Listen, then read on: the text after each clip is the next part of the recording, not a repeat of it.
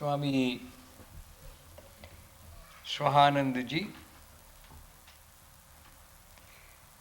brother monks, brahmacharis, prabrajikas, brahmacharinis, and dear friends.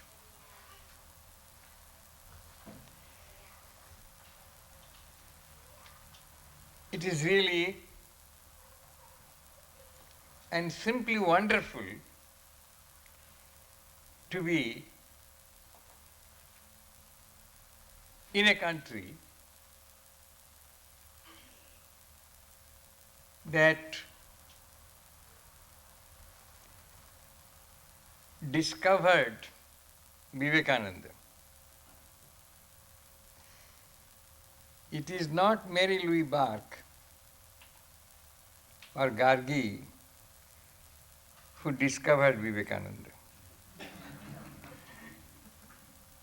Yes, it is the people of America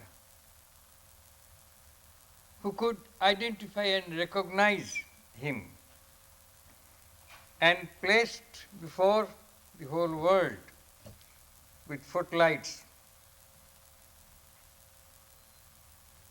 giving him scope to broadcast the message for which this Nara Rishi, the great seer, Narendranath, the Naranarayan, was brought down to earth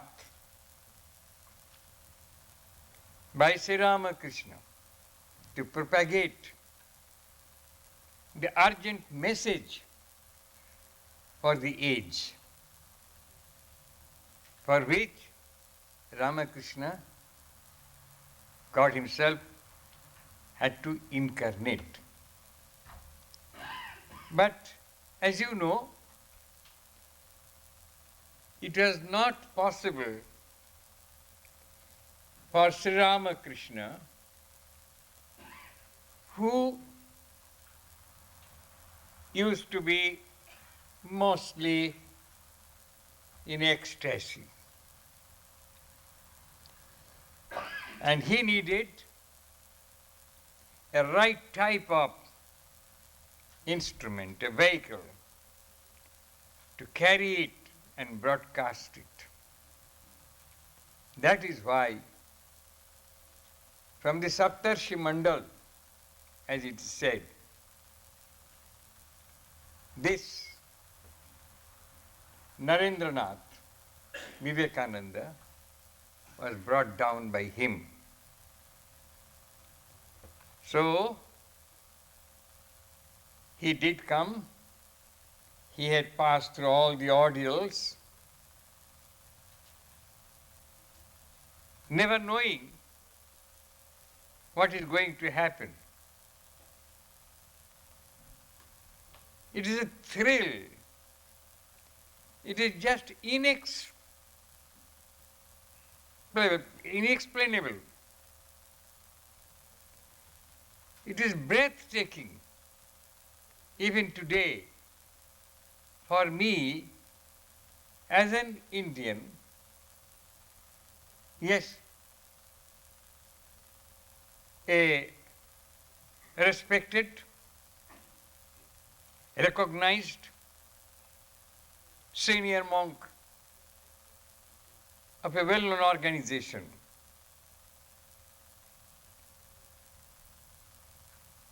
But even for me to think the way in which Vivekananda landed, moved on to Chicago, stood on the platform and talked.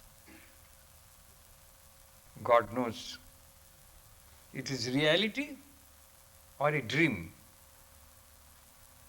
And then the people of America students, one man, in one voice, they could recognize, they understood. This is something really wonderful. I am very happy, therefore, that somehow or other, I also don't know how, that probably because of the craziness of some sitting here, this side and this side and this side, who engineered my coming here. Really, I thought and thought and thought. There are scholars, there are speakers. Swami Ranganathananda ji is there, yes, orator, class 1, super orator. Scholar, Swami Brahmananda is there, a deep scholar, yes. And I wish you could have again once more our President Swamiji, Swami Bhuteshananda ji, yes, a saint, no doubt, a very high caliber if I have understood anything. That is meaningful. But some fellow like me coming here and coming here right in the royal way,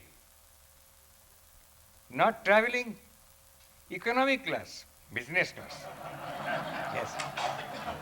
In a big chair, well attended, and so much of food. And of course, we are not used to drink. Otherwise, unending number of supply of bottles continues throughout the flight. Good Lord. I was amazed to see coming and coming and coming. It doesn't stop. Yes, very liberal. And then to be in your midst. It is really wonderful, nothing short of that.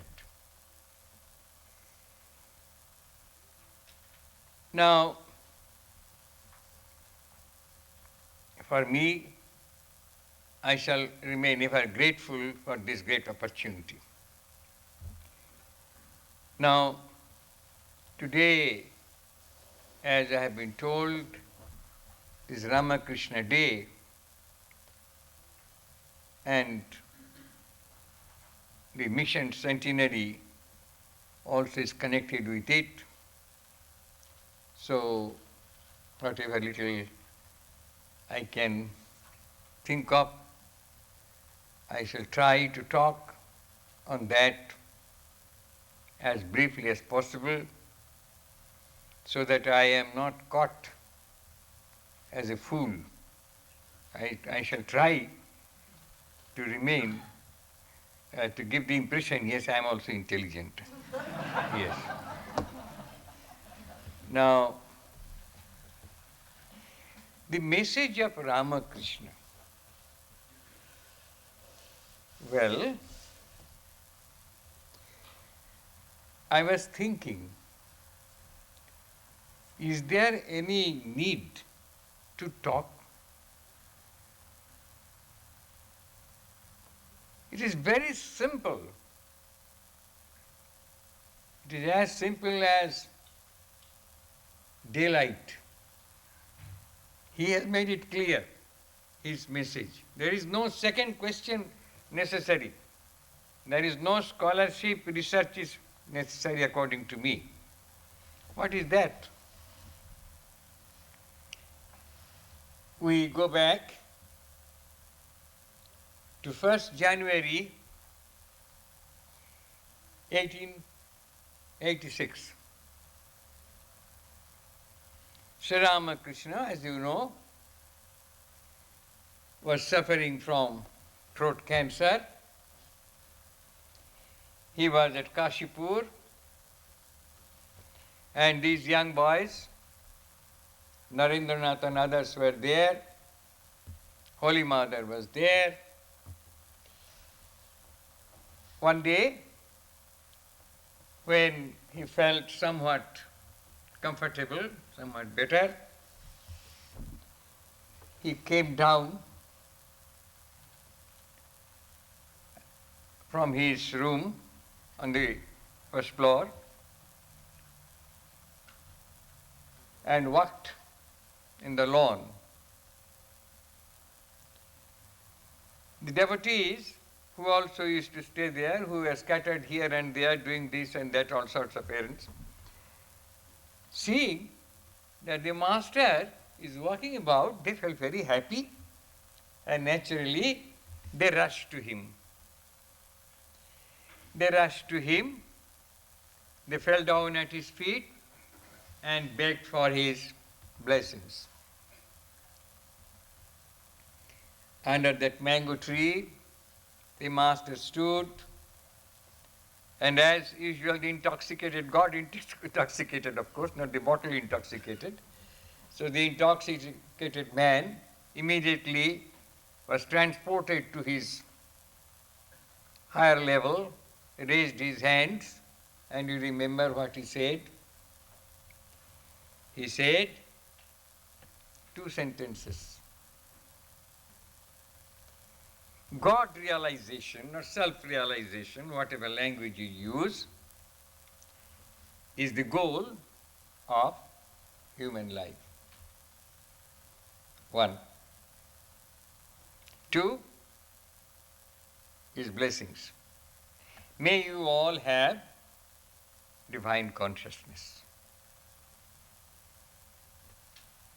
He himself has said in so simple language, no further interpretation by scholars necessary. No commentaries on this.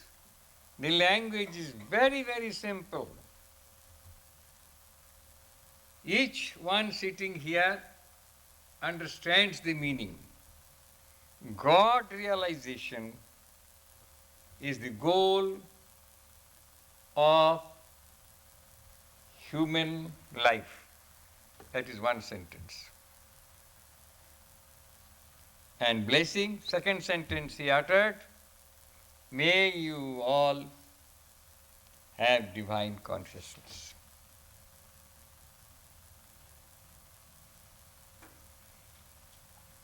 He kept quiet.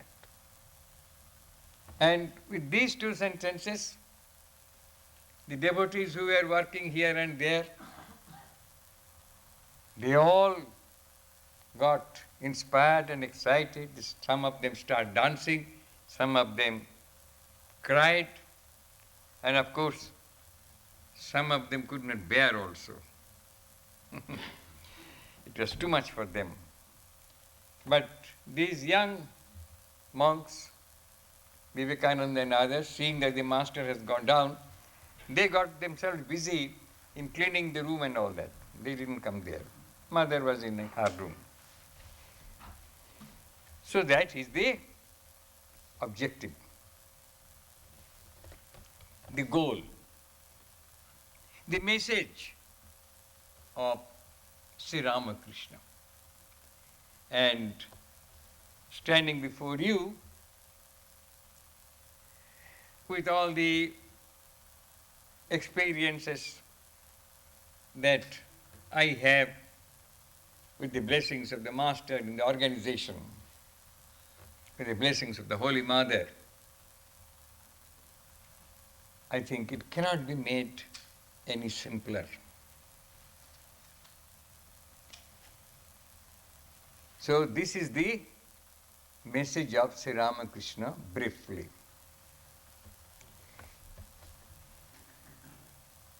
Now, the second thing that is to be mentioned is about the Ramakrishna Mission. The question may be raised, well, we understand it very much, what you have said. We have read Ramakrishna, we have read the Gospel, we have read his life, we know. But then, how come his messenger, his ambassador, Vivekananda, who had been brought down to earth to work out all that Ramakrishna came to give to the world, started the organization, the Sri Ramakrishna Mission. Naturally, it's a big question, and since it's a centenary year, we have to understand it more seriously, analytically, deeply, in every possible way.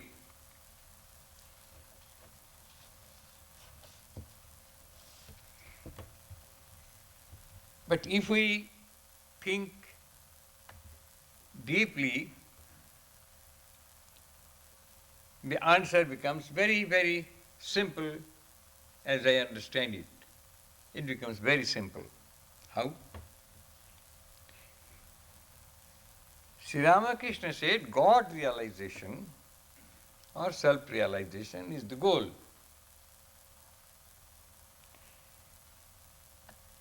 Now, how to do it? That question arises for us.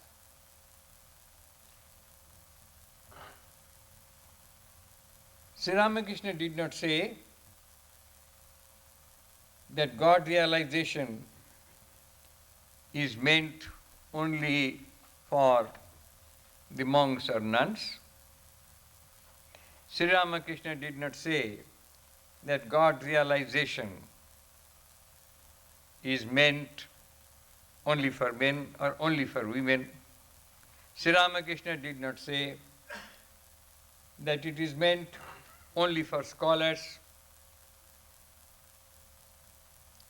or the quiet type of men. He didn't say that. Sri Ramakrishna never said that it is meant only for those who are the devotional type, the emotional type of people. He didn't say that it is meant only for them. He said it is the goal of human life. So whatever may be your nature, whether you are a scholar or you are a laborer, it doesn't matter. Whether you are a scientist or philosopher, a musician or a literate, it doesn't matter. Whosoever, you are a man, you are a human being, white or black, Eastern or Western. Sri Ramakrishna has not said. He has said, goal of human life. So then,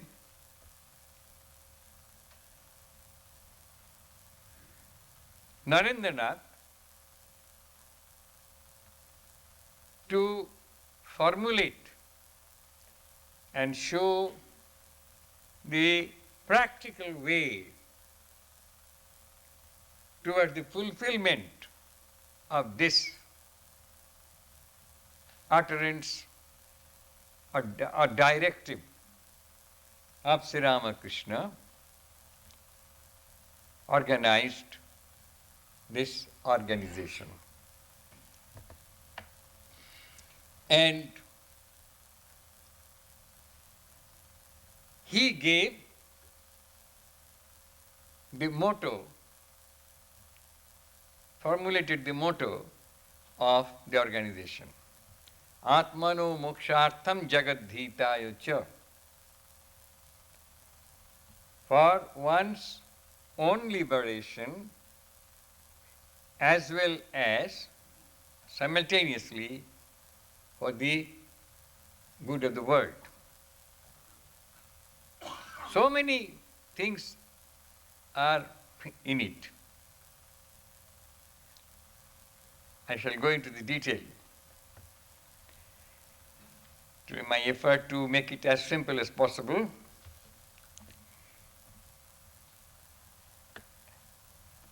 See, Swamiji was not only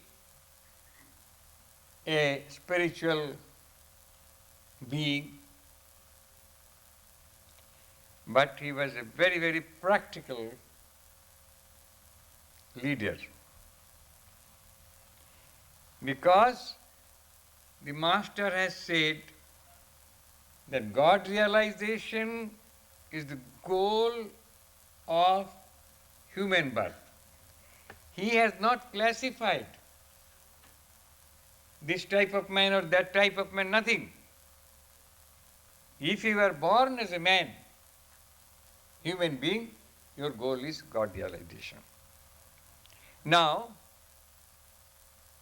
as Narendranath was to implement the command of the Master, he had to study the practical side, and he could immediately see through, yes, there are different types of men and women. The nature is different. See, there are the rational types who can analyze critically and correctly, and then can choose between the right and the wrong and adopt the right one. That is one type. Juxtaposed to that, there are human beings who are of emotional nature, very emotional, have more sentiment than logic, than reason. There are types of men.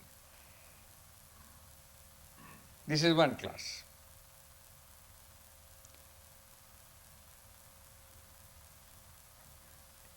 Then there are those who have very powerful mind. They can control the mind in various ways.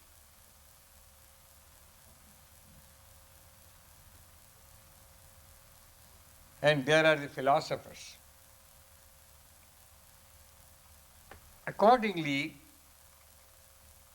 Swamiji hit on the plan. The Jnana Yogis, those who have the wisdom to judge between the truth and the false, the right and the wrong, the real and the apparent, all these things. And then he shows the path of knowledge, that is Jnana Yoga. For the emotional type, shows the path of devotion. For those who believe in working, they believe in their muscles.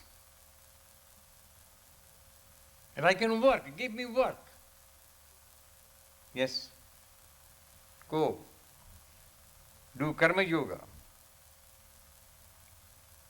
There are people who believe on the psychic power in us. Yes, that is Raja Yoga. There are 4 yogas, paths. But Ramakrishna combined, harmonized all these in him. Vivekananda combined, Holy Mother combined. What a wonderful synthesis of all the powers and qualities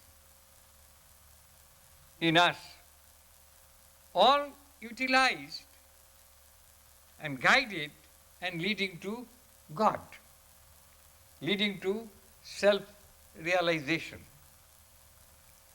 No, we have not to make ourselves blind and deaf and lame. No, not like that. We have got eyes. Yes. Bhadram pashyama. I shall see good. Bhadram karane vishrunuyama. I shall hear the good. Everything, see, turned, given the right direction. Nobody is to be condemned. That is Swamiji's word. A prostitute woman at her advanced age,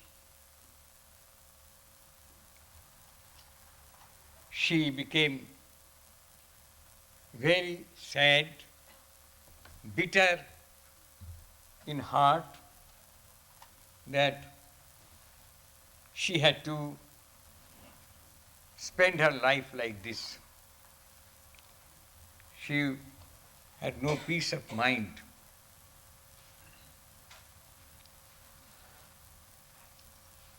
Self-condemnation was there.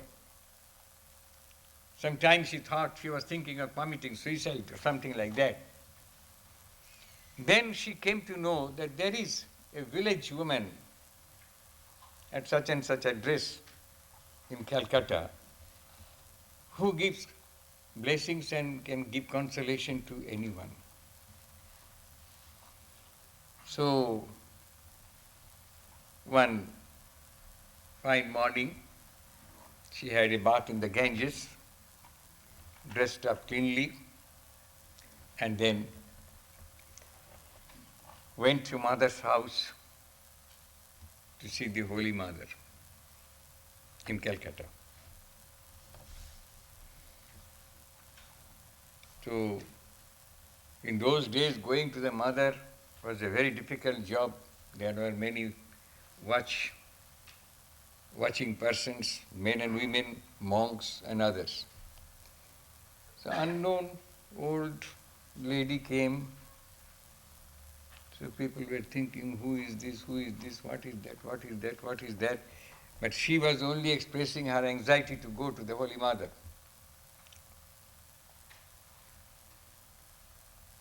Without telling anything about her identity. But then after some time, somehow somebody identified her. And there was a shouting in the Udbodhan house that this unholy, impure person has entered Mother's house. But she won't relent. She will say, no, I shall go and touch the feet of the Holy Mother. She started crying. So there was big noise. So when the noise was there, Holy Mother said, what is going on there? So somebody said, it is like this. Oh, don't do like that. Go, get her to me. They all said, Mother, she's like this, she's like this, she's like this. I am the mother of all. I am the mother of all. If Sri Ramakrishna was in ecstasy, yes, he was in ecstasy. But Mother, divinity incarnate.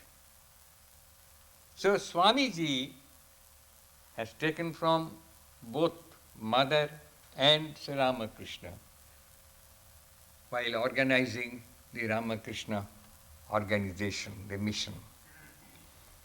Knowing that we are of different calibers. Yes, there may be amongst us men and women who are great intellectual giants who can do spiritual practice in the path of knowledge, rational approach. There are others who will walk the way and reach the destination by loving God, loving everyone, universal love. Yes. There are others who may not be able to do either way. Yes. obey, work for God. The fourth is this Raja Yogis.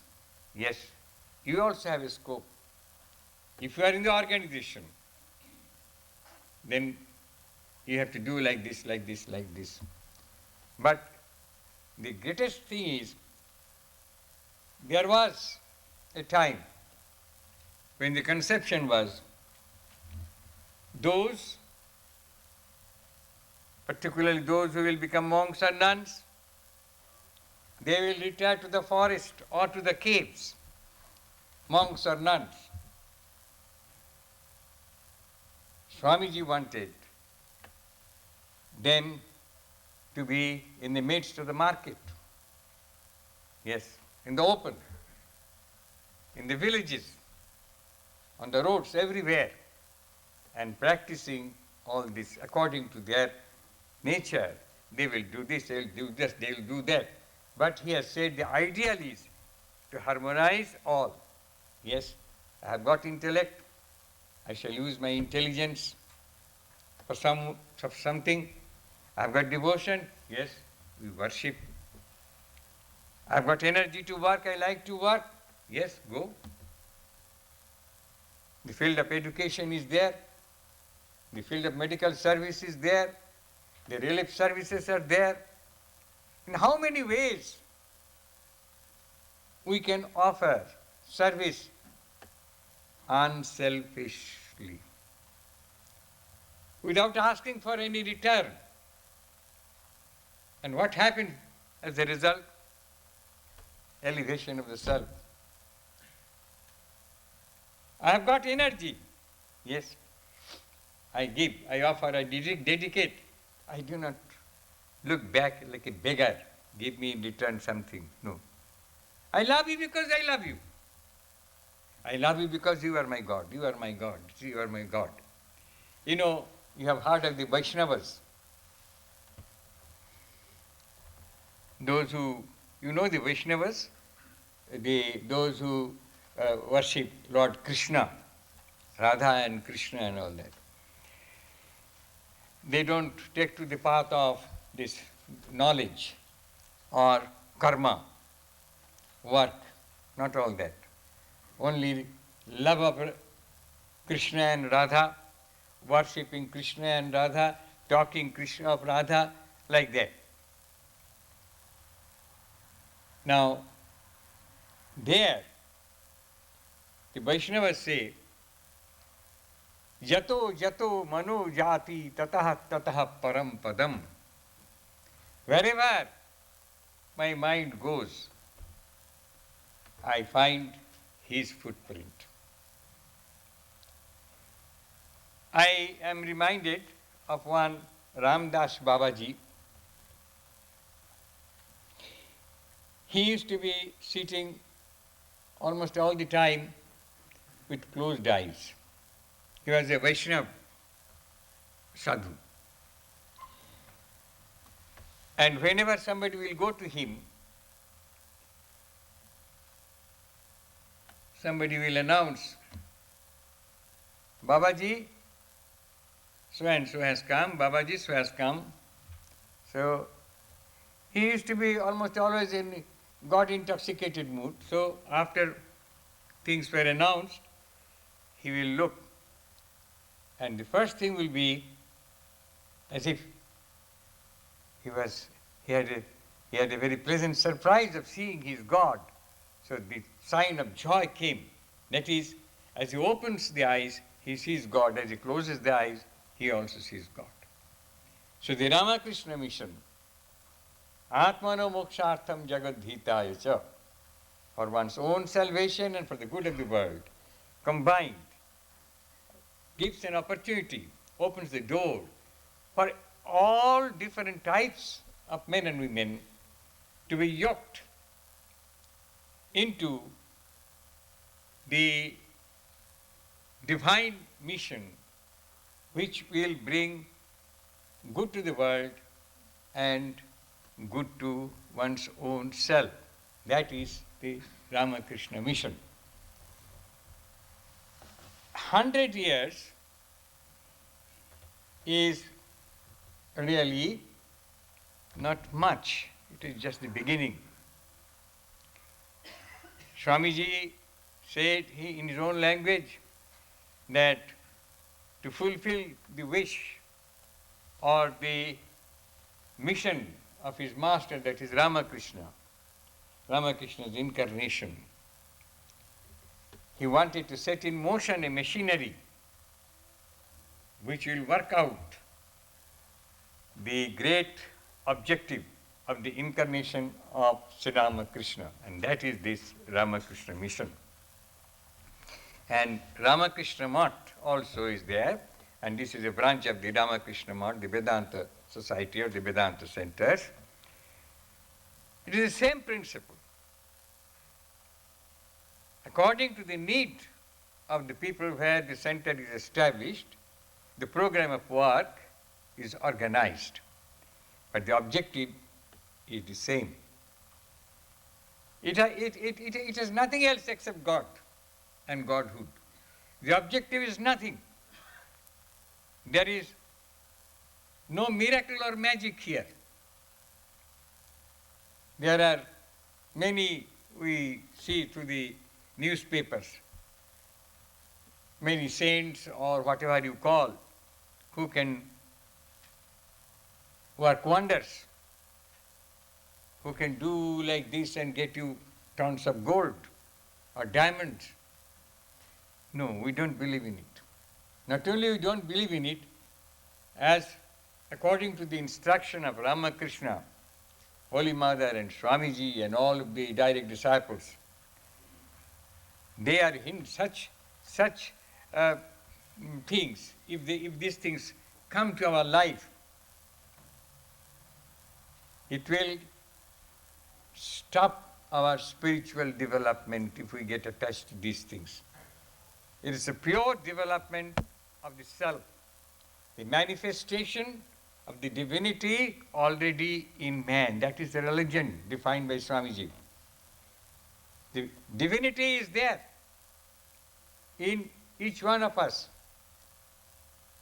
Agnir jathaiko bhuvanang pravishto rupam rupam pratirupo babhuva ekastatha sarvabhutantaratma rupam rupam pratirupo babhushya. Similarly, Vayu, fire,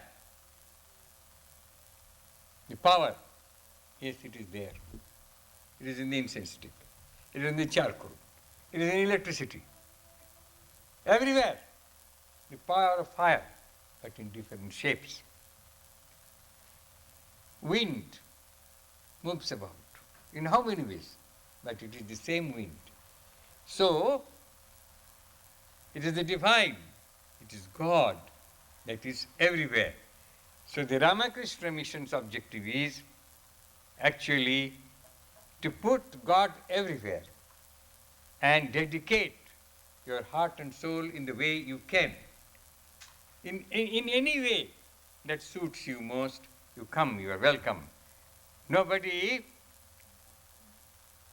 is denied an opportunity to develop himself, to discover his divine nature, his divinity.